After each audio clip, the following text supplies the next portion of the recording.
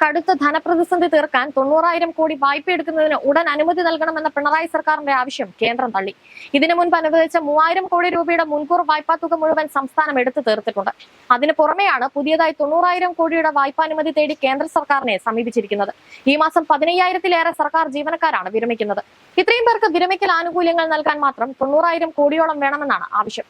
ഈ വർഷം സംസ്ഥാനത്തിന് 37,512 കോടി രൂപ വായ്പയെടുക്കാൻ അനുമതിയുണ്ടെന്ന് പറഞ്ഞിരുന്നെങ്കിലും ആദ്യ 9 മാസം എടുക്കാവുന്ന കടം എത്രയെന്ന് ഇതുവരെ കേന്ദ്രം പറഞ്ഞിട്ടില്ല.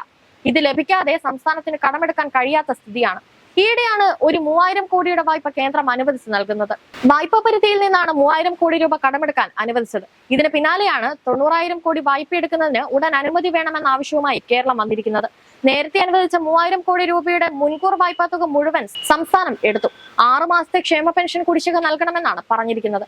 അതിൽ 1 മാസത്തെ കുടിശ്ശിക അടുത്തയാഴ്ച നൽകുമെന്നാണ് ധനവകുപ്പ് പറയുന്നത്. ഇതിന് 900 കോടി വേണം. അടുത്ത മാസം ആദ്യം ശമ്പളവും പെൻഷനും കൊടുക്കാനും പണം വേണ്ടതുണ്ട്. ഇതിനായാണ് അടിയന്തര കടമെടുപ്പിനായി കേരളം കേന്ദ്രത്തിന് കത്തയച്ചിരിക്കുന്നത്. കേരളത്തിന് ലഭിക്കേണ്ട വായ്പയുടെ പേരിൽ കേന്ദ്ര സർക്കാരിനോട് ധിക്കാരപരമായ സമീപനമാണ് ഇതുവരെ കേരളം സ്വീകരിച്ചിട്ടുള്ളത്. കടമെടുപ്പിന്റെ പരിധി എടുത്തു കളയണമെന്ന ധിക്കാരപരമായ നിലപാടാണ് കേരളം സുപ്രീം കോടതിയിൽ നൽകിയ ഹർജിയിൽ സ്വീകരിച്ചത്. കപിൽ സിബലായിരുന്നു കേരളത്തിനായി സുപ്രീം കോടതിയിൽ കേസെന്ന് വാദിക്കുന്നത്. ഇന്ത്യയിൽ തന്നെ അത്തരമൊരു ആവശ്യവുമായി സുപ്രീം കോടതിയെ സമീപിച്ച ആദ്യ സംസ്ഥാനം എന്ന ചീത്തപ്പേരും ഇതോടെ കേരളം ഏറ്റുവാങ്ങുകയാണ് ഉണ്ടായത്. ഈ സാമ്പത്തിക വർഷം 32,432 കോടി രൂപയാണ് കേരളത്തിന് കടമെടുക്കാൻ പറ്റുന്നത്. സുപ്രീം കോടതിയിൽ ഹർജി നൽകുന്നതിന് മുൻപ് തന്നെ 34,230 കോടി രൂപ കേരളം കടമെടുത്തു കഴിഞ്ഞു. ഇത് കേന്ദ്രം സുപ്രീം കോടതിയെ അറിയിച്ചിരുന്നു.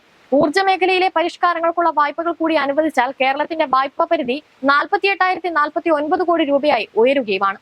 പരിധി പ്രകാരമുള്ള 11,731 കോടി രൂപയ്ക്ക് പുറമെ 2,000 കോടി രൂപ വായ്പ ഉൾപ്പെടെ 13,608 കോടി രൂപ നൽകാമെന്നും കേസ് പിൻവലിക്കാനും കേന്ദ്രം ആവശ്യപ്പെട്ടിട്ടും കേരളം വഴങ്ങിയില്ല.